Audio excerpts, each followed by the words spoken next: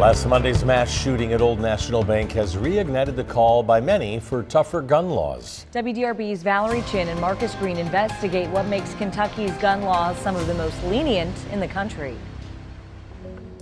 Here at Open Range, Owner Barry Laws is aimed at making sure gun owners safely use their weapons. So the ATF has made it pretty clear that we have to do our best to make sure that people who shouldn't be buying firearms are not buying firearms. He's showing us an AR-15 similar to what was used in the mass shooting on April 10th. They can be devastating. They have a lot of energy to them and they can create a lot of damage. Like the rest of the community, he is saddened by what happened at Old National Bank when a gunman killed 5 of his co-workers. First is anger, that this is happening again. We do our best to make sure people don't do stuff like that, and as a society we try, and something's really weird. It's scary.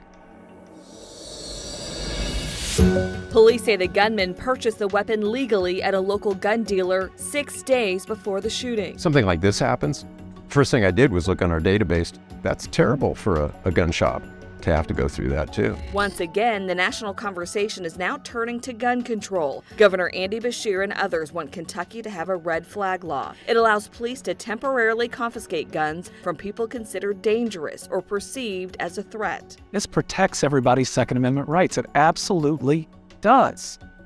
But at the same time, I'd like to think Democrats and Republicans, red or blue, anybody on the ideology can come together and say, if we know somebody is right on that brink of going out and committing a horrendous action, don't you think we should be able to take action? The question is, why doesn't Kentucky have a red flag law? Every Town for Gun Safety is an organization that tracks gun violence. It says 19 states and Washington, D.C. have some type of red flag law. This red flag law in Indiana has been tremendously effective. Indiana passed its red flag law in 2005 with nearly unanimous support in the State House. In Indiana, these actions have to be at least initiated by a law enforcement officer.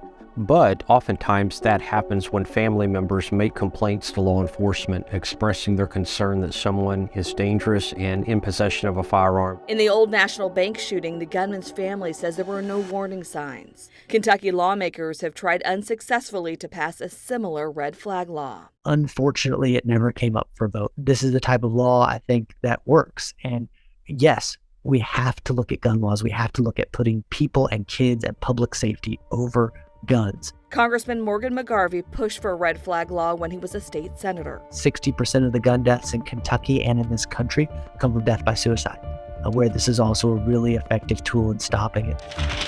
In 2019, Prosecutor Mull testified in front of the Kentucky Senate with shooting survivor Whitney Austin, hoping for tougher gun legislation. Austin was one of 5 people shot at a Fifth Third Bank in downtown Cincinnati in 2018. Everything has to change. We have to fundamentally think differently about how to function in society. In 2019, Kentucky law changed, allowing anyone 21 and older to carry a gun without a permit. In Kentucky, there's no waiting period. We do an instant criminal background check unless you have a concealed carry license. If you do, they've already done the background check on you. That comes back, proceed, delay, or deny. If it's a deny, we can't sell them anything. If it's a delay, we have chosen not to sell anything until it comes back as an approved or an okay. They're saying Kentucky is one of the most lenient states for gun laws. What's your thought on that? We have so many guns here, and we have machine guns you can buy suppressor silencers, you can buy all sorts of short barrel rifles. California can't buy any of those. I would suggest we have a lot less shootings here than there are in California, Chicago, and yeah, I know they have more people. Tennessee's governor is also calling for a red flag law after the recent school shooting in Nashville. But whether Kentucky gets one is still a fight. It's a law that I think will save lives, and it's why it needs to pass. With photojournalist Stuart Hammer, Valerie Chin, WDRB News.